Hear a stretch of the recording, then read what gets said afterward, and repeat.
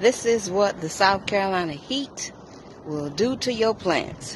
They are sweltered. I need to find where I can get me those irrigation hoses to lay beside my rows, because my plants are going to need it this summer, because it ain't even hot yet.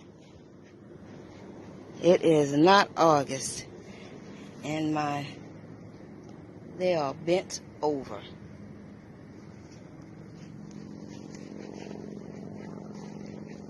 South Carolina heat don't play no games.